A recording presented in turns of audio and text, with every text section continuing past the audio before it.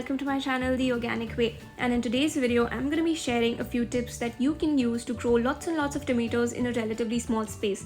Now it is almost the end of May here and my plant has been producing lots of baby tomatoes, and you can do the same by using the following tips. So let's get started. The very first would be, where do I grow my tomato plants? Now I am using these grow bags to grow mine. This one right here is a 10-gallon grow bag, and I think it is large enough to hold a mature tomato plant. The advantages of using a grow bag is that it's relatively easy to move the plant around, and also since the fabric is porous, it actually helps with air circulation to the root and with water drainage as well. The next tip would be to make sure that you fertilize your soil well before you plant your tomato sapling. Now I have been using this brand called as Miracle Grow Shake and Feed, which contains kelp, earthworm castings and bone meal. You can use anything with a similar formulation. Be sure to repeat it after every 3 months so that you replenish the nutrients in the soil.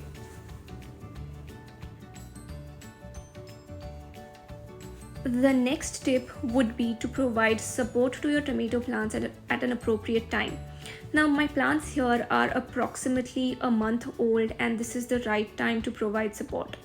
You can use tomato trellises or wooden stakes, anything that is going to help your plant, stay together or hold its weight well. I am using this support cage because I find it's much more convenient to contain the growth of the plant. Now what if you don't use them? Tomato plant can grow up to 8 feet in height, and it's a prolific producer, which means that it is going to produce lots and lots of tomatoes over the summer. And if you don't provide any support, it is eventually going to snap in its own weight, and you don't want that to happen. So providing support at the right time is really important.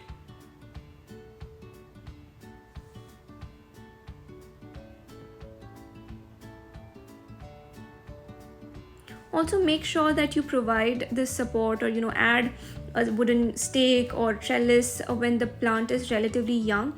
That way it makes the growth much more manageable, and also you will be able to provide direction to the branches of the plant.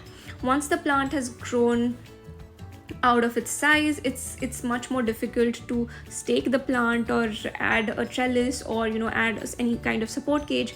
So make sure that you do it way ahead in time.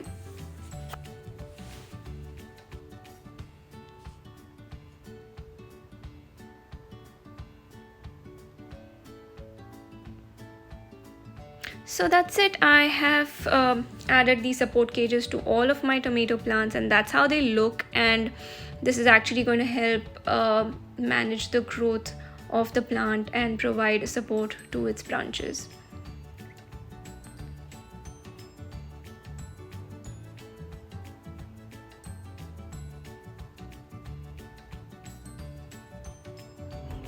The next tip would be to remove any dry leaves or branches that are growing from the bottom of the stem.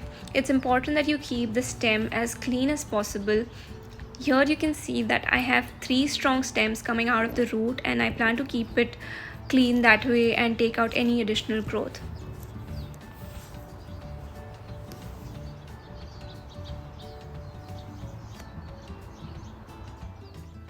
The next tip would be to remove any tomato suckers. Now suckers are small shoots or leaves that sprout out from where the stem and the branch meet. They do not serve any purpose, but they do draw energy away from the main stem of the plant, which will eventually decrease the tomato production, and you don't want that to happen. So it's important that you identify these suckers at an early stage and take them out to help with the tomato production.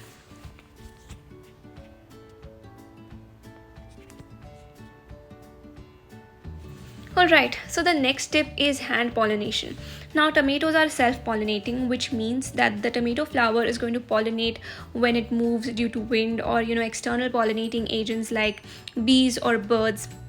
Now I have noticed that hand pollinating the tomato plant actually helps with increasing the tomato production. All you need to do is give the tomato flowers a gentle shake, like how I'm doing right now, or you can shake the stem of the tomato plant gently, and it is actually going to aid the pollination of the flowers.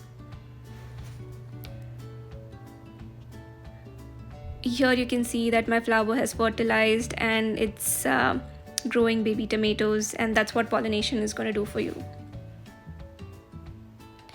The next step would be companion planting. Now marigolds grow great with tomato plants, and they actually serve two purposes. One is they attract a lot of bees that actually help with pollinating the tomato flowers, and the next thing that they do is they actually attract insects that keep tomato pests like aphids or caterpillars away. They also keep slugs and snails away from the tomato plants, so you definitely want to have some marigold plants planted near your tomatoes. The last of the tips would be using eggshell fertilizers.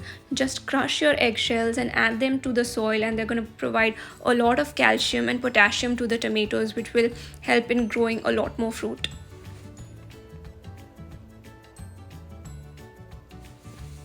The next fertilizer that I personally love is the coffee grounds. Coffee grounds provide a lot of nitrogen, phosphorus and potassium, and a lot of micronutrients to the soil. The second thing that they do is that they actually help keeping insects and pests away due to the strong smell, the strong coffee smell that they have. The last fertilizer that I love is using banana peels. Just add your discarded banana peels in a jar of water and use this water on your tomato plants every few days, and it's going to help with the tomato production since it contains a lot of nitrogen. All of these fertilizers are easily available in your kitchen and you can use them without any cost. So that's it for this video. Thank you for watching. Please do like, comment and subscribe if you found this to be useful, and see you in the next video.